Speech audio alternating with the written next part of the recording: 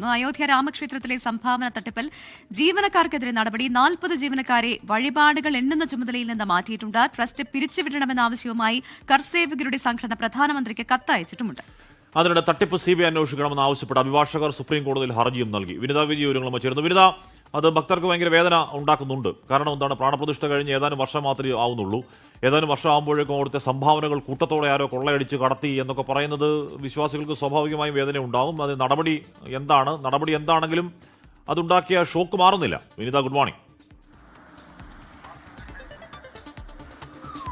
Very good morning Hashmi and Pravitha. Hashmi സൂചിപ്പിച്ചതുപോലെ ഏതാണെങ്കിലും ഈ ചക്കരക്കുടത്തിൽ കൈയിട്ടവരൊക്കെ തന്നെ ഇപ്പോൾ SITയുടെ നിരീക്ഷണത്തിലാണുള്ളത്. ഇതിനോടകം 150ഓളം പേരെയാണ് ഈ അന്വേഷണ സംഘം ചോദ്യം ചെയ്യുകയും അവരുടെയൊക്കെ വിശദാംശങ്ങളടക്കം ശേഖരിക്കുകയും ചെയ്തിട്ടുണ്ട്. ഒപ്പം തന്നെ ഈ ചില സംശയമുള്ള ജീവനക്കാരുടെ ബാങ്ക് അക്കൗണ്ട് വിവരങ്ങളടക്കം പ്രത്യേക അന്വേഷണ സംഘം ശേഖരിച്ചിട്ടുണ്ട്. ഒരാഴ്ചക്കകം ഇത് സംബന്ധിച്ചുകൊണ്ടുള്ള വിശദമായ അന്വേഷണ റിപ്പോർട്ട് സമർപ്പിക്കണമെന്നായിരുന്നു UP സർക്കാർ നിർദ്ദേശം നൽകിയിട്ടുണ്ടായിരുന്നത്. പക്ഷേ ഈ ചില നിർണായകമായിട്ടുള്ള മൊഴികൾ അത് എടുക്കേണ്ടതായിട്ടുണ്ട്. ഒപ്പം തന്നെ കുറച്ചുകൂടി തെളിവുകൾ ശേഖരിക്കേണ്ടതായിട്ടുണ്ട്. അതുകൊണ്ട് തന്നെ അന്വേഷണ സംഘം ഇനിയും ആ റിപ്പോർട്ട് സമർപ്പിച്ചിട്ടില്ല. റിപ്പോർട്ട് വൈകുന്നുവെന്ന് തന്നെയാണ് അറിയാൻ കഴിയുന്നത്.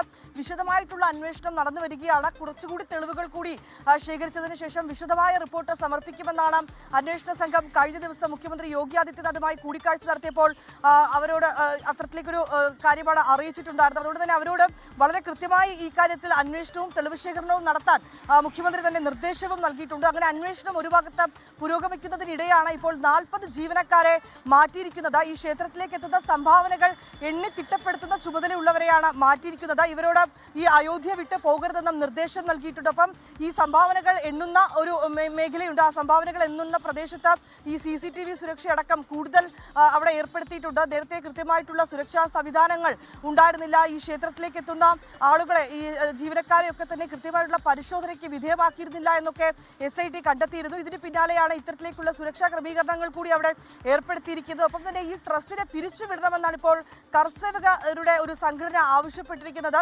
ഈ ആവശ്യം ഉന്നയിച്ചുകൊണ്ട് പ്രധാനമന്ത്രി നരേന്ദ്രമോദിക്ക് സംഘടന കത്തും നൽകിയിരിക്കുകയാണ്. ഇക്കാര്യത്തിൽ ഉടനടി തീരുമാനമെടുക്കണമെന്നാണ് ഇവർ ഇവിടെ അവിടുന്ന് ദീർഘനാളായി പൈസ അടിച്ചു മാറ്റുന്നുണ്ട്. എത്രയോ കിലോ വെള്ളിക്കെട്ടുകൾ കാണാനില്ല എന്ന് അത് കൊടുത്തവർ തന്നെ പറയുന്നുണ്ട്. സ്വർണം, വജ്രം, ഈ സാധനങ്ങളൊക്കെ എടുത്തു മാറ്റി അതിന്റെ ഫേക്ക് കോപ്പികൾ വെച്ചുകൊണ്ട് എടുത്ത് പുറത്തേക്ക് കടത്തിയെന്ന് പറഞ്ഞു. അത് ഏതെങ്കിലും കുറച്ച് ജീവനക്കാർ മാത്രം വിചാരിച്ചാൽ അത്രത്തോളം സുരക്ഷാ ക്രമീകരണമുള്ള ആ സ്ഥലത്ത് അടിച്ചുമാറ്റൽ നടക്കുമോ?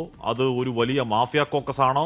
ഇത് പുറത്തോട്ട് കൊണ്ടുവന്ന് മറച്ചു വിൽക്കണമല്ലോ. അപ്പോൾ മറച്ചു വിൽക്കാനുള്ള ഈ പറയുന്ന മറ്റ് ജ്വല്ലറി ശൃംഖലയൊക്കെ തട്ടിപ്പിന് മുന്നിലുണ്ടോ? അപ്പോൾ അങ്ങനെ ഇതൊരു വിശാലമായ മാഫിയ കോക്കസ് ആണോ എന്നൊരു അന്വേഷണം നടക്കുമോ വിനിത? ഉറപ്പായും ഹാഷ്മി, അക്കാര്യങ്ങളിലൊക്കെ അന്വേഷണം നടന്നു വരികയാണ്. ഹാഷ്മി സൂചിപ്പിച്ചതുപോലെ ഈ 60 കിലോ വരുന്ന വെള്ളിക്കട്ടകളാണ് ഈ ക്ഷേത്രത്തിൽ നിന്ന് കാണാതെ പോയിരിക്കുന്നത്. അത് ജുവലേഴ്സ് അസോസിയേഷൻ നൽകിയ വെള്ളികളാണ്.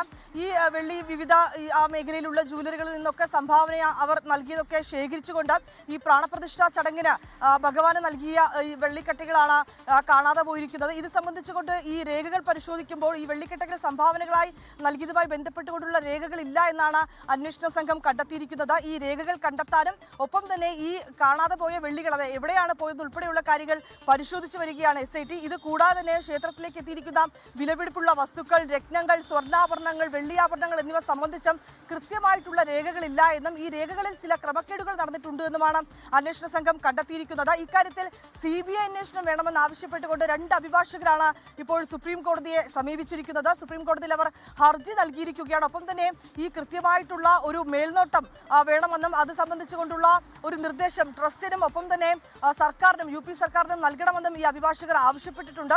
ഈ കാര്യങ്ങളെല്ലാം വളരെ വിശദമായി അന്വേഷിച്ചു വരികയാണെന്നാണ് SIT ഇപ്പോൾ അറിയിച്ചിരിക്കുന്നത്. അങ്ങനെ ഈ സംശയമുള്ള എല്ലാവരെയും അവർ പരിശോധിക്കുന്നുണ്ട്. ആരും ഈ ക്ഷേത്രത്തിലെ ജീവനക്കാർ ഉൾപ്പെടെ അയോധ്യ വിട്ട് പോകരുതെന്നാണ് നിർദ്ദേശം നൽകിയിരിക്കുന്നത്.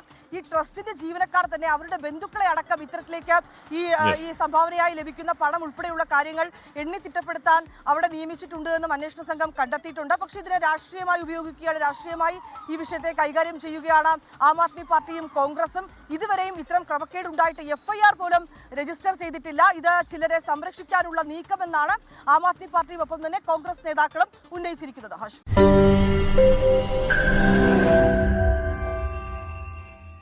ലോകത്തെവിടെയായാലും ഏത് സമയത്തും 24 വാർത്തകളും ഓഗ്മെന്റഡ് റിയാലിറ്റി പാക്കേജുകളും എക്സ്പ്ലെയിനറുകളും വിശദമായി കാണാൻ ഞങ്ങളുടെ YouTube ചാനൽ നിങ്ങൾക്ക് സബ്സ്ക്രൈബ് ചെയ്യാം.